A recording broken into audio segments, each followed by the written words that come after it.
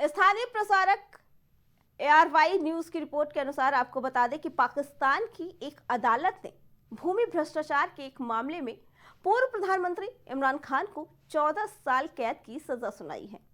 तो वहीं इमरान की पत्नी बुशरा बीबी को भी भूमि भ्रष्टाचार मामले में दोषी करार दिया गया है। उन्हें 7 साल जेल की सजा सुनाई गई है। उन्हें अल कादिर ट्रस्ट मामले में ये सजा सुनाई गई है। बता दें कि इमरान खान पिछले काफी समय से जेल के अंदर ही हैं और उन पर पाकिस्तान में कई आरोप सिद्ध भी किए गए हैं, जिसके लिए उन्हें काफी समय से जेल में रखा गया है। बता दें कि इस वक्त इमरान खान की मुश्किलें बढ़ती जा रही है क्योंकि उन्हें 14 साल की सजा दी गई है। साथ ही उनकी बीवी को भी 7 साल की सजा सुनाई गई है। ये सजा उन्हें भूमि भ्रष्टाचार मामले में दी गई है। बता दें कि ये देश के पैसे का इस्तेमाल करके उन्होंने अपनी संपत्ति अर्जित की है, जिसको लेकर ये सजा सुनाई गई है। राष्ट्रीय खजाने में दिए गए पैसे का निजी इस्तेमाल किया गया है। ये आरोप लगे हैं दोनों पर। राष्ट्रीय खजाने का दुरुपयोग किया गया, आरोप लगा ये इमरान और बुशरा पर। 19 करोड़ पाउंड यानी कि 50 अरब पाकिस्तानी। वही तो प्रॉपर्टी कारोबारी के साथ इमरान ने पैसे के बदले समझौता किया है।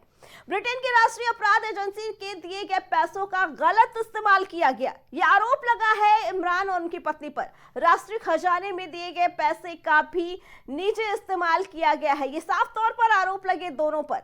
राष्ट्रीय खजाने का दुरुपयोग किया गया। 19 करोड़ पाउंड यानी 50 अरब पाकिस्तानी रुपए का नुकसान किया है इमरान और उनकी पत्नी ने। प्रॉपर्टी कारोबारी के साथ इमरान ने पैसे के बदले समझौता किया, जिस मामले में अब उन्हें सजा हुई है। तो वही ब्रिटेन की राष्ट्रीय अपराध एजेंसी के दिए गए पैसों का भी गलत इस्तेमाल किया गया है। पाकिस्तान के नेशनल अकाउंटेबिलिटी ब्यूरो ने अल कादिर ट्रस्ट केस में दिसंबर 2023 में इमरान खान, बुशरा बीबी और अन्य 6 व्यक्तियों पर मामला दर्ज किया था। हालांकि जब इमरान के खिलाफ ये केस दर्ज हुआ, उससे पहले से ही वो तोशा खाना केस में अडियाला जेल में बंद थे, जिसकी वजह से ट्रस्ट मामले में उन्हें सजा सुनाने के लिए जेल में अस्थायी कोर्ट भी बनाया गया था। बता दें, इमरान को सजा मिलने के बाद अल कादिर ट्रस्ट एक बार फिर सुर्खियों में आ गया। बता दें कि अल कादिर ट्रस्ट क्या है, आपको बताते हैं। यह ट्रस्ट एक गैर सरकारी कल्याण संगठन है। इमरान की तीसरी पत्नी बुशरा ने इसे स्थापित किया था। पीएम रहते आधिकारिक कार्यक्रमों में ट्रस्ट का प्रचार भी किया था। ये अल कादिर ट्रस्ट है, जिसमें खान दंपत्ति ही इसके ट्रस्टी भी हैं, जिसको लेकर अब ये घमासान चालू हुआ। ये ट्रस्ट एक गैर सरकारी कल्याण संगठन है, जिसका संचालन ही उनकी पत्नी ने किया था। इस मामले में दोनों पति पत्नी को अब सजा सुनाई गई है। बता दें, इस मामले में इमरान खान को 14 साल की और उनकी पत्नी को 7 साल की सजा सुनाई गई है। खबरें ये भी हैं कि अगर इमरान खान सेना और प्रशासन की शर्तें मान लेते हैं, तो पाकिस्तानी सेना और प्रशासन उन्हें जेल से बाहर निकलने पर राजी है। अब देखना दिलचस्प होगा कि इमरान खान और पाकिस्तानी प्रशासन के बीच आने वाले समय में कोई समझौता होता है या फिर इमरान खान ताउम्र जेल में ही कैद रहते हैं। फिलहाल इमरान खान का पाकिस्तान में भविष्य क्या होने वाला है, ये देखने वाली बात होगी।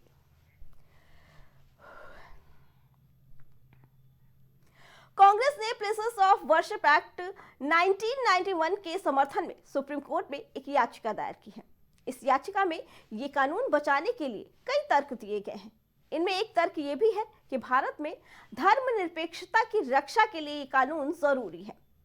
कांग्रेस ने अपनी याचिका में कहा है कि इस मामले में हस्तक्षेप कर वो प्लेसेस ऑफ वर्शिप एक्ट के संवैधानिक और सामाजिक महत्व पर जोर देना चाहती है, क्योंकि उसे आशंका है कि इसमें कोई भी बदलाव भारत के सांप्रदायिक सद्भाव और धर्मनिरपेक्षता निभाने को खतरे में डाल सकता है, जिससे राष्ट्र की संप्रभुता और अखंडता को खतरा पहुंच सकता है। आपको बता दें कि वर्शिप एक्ट जरूरी है या वोट बैंक की मजबूरी है। बता दें कि वर्शिप एक्ट क्या है। 1947 के बाद जब हमारा देश आजाद हुआ था, तो ये एक्ट 1991 में लाया गया था कि 1947 के समय पूजा करने वाले मंदिर मस्जिद जिस अवस्था में है वैसे ही अवस्था में रहेंगे, उसमें कोई भी बदलाव नहीं किया जाएगा। लेकिन पिछले कुछ समय से मंदिर के मामले बढ़ते जा रहे हैं। बताया जा रहा है कि मस्जिदों के नीचे मंदिर गड़े हैं जिसके सर्वे कराए जा रहे हैं। इसी का एक उदाहरण आपको बताते हैं, संभल की मस्जिद, जिसके बाद अब दिल्ली में विधानसभा चुनाव होने वाले हैं और ये कहना है कि कांग्रेस ने चुनाव को देखते हुए ही अब फिर से ये याचिका दायर की है। बता दें 1991 में ये एक्ट लागू किया गया था, लेकिन वही अयोध्या के राम मंदिर को इस एक्ट से दूर रखा गया था। इस एक्ट का मेन मकसद था कि 1947 के वक्त मंदिर मस्जिद जैसे थे वो उसी अवस्था में रहेंगे। चलिए आपको बताते हैं अब ग्राफिक्स के जरिए कि ये क्या पूरा मामला है। बता दें कांग्रेस का ये डबल स्टैंडर्ड क्यों है, चलिए आपको दिखाते हैं। कांग्रेस की याचिका में क्या है? ये कानून धर्मनिरपेक्षता के लिए जरूरी है, ये कहना है कांग्रेस का।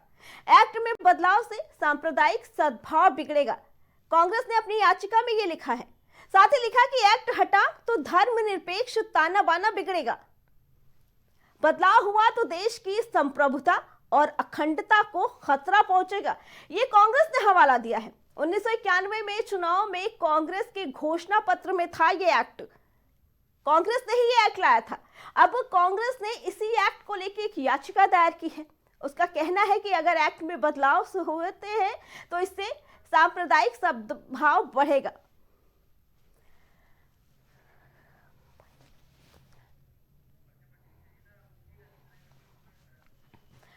बता दें कि इस मामले में पहले से दाखिल याचिकाओं समेत कांग्रेस की इस याचिका पर भी अब 17 फरवरी को सुनवाई होगी। बता दें जब कांग्रेस पार्टी और जनता दल लोकसभा में बहुमत में थे तब यह कानून बनाया गया था ताकि देश की धर्मनिरपेक्षता और अखंडता कायम रहे। साल 1991 में केंद्र की कांग्रेस सरकार ये कानून लेकर आई थी। इसके तहत भारत की आजादी यानी 15 अगस्त 1947 के वक्त जो धार्मिक स्थल जिस रूप में था या जिस रूप में है वो उसी रूप में रहेगा, उसे बदला नहीं जा सकेगा।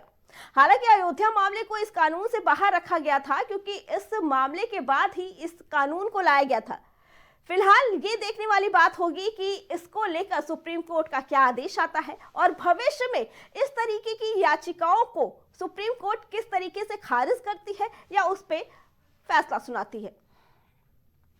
केंद्रीय वित्त मंत्री निर्मला सीतारमण 1 फरवरी 2025-26 का बजट पेश करने वाली है।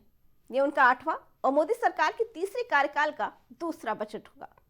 हेल्थ और फार्मा सेक्टर किसी भी देश के लिए बेहद महत्वपूर्ण माने जाते हैं।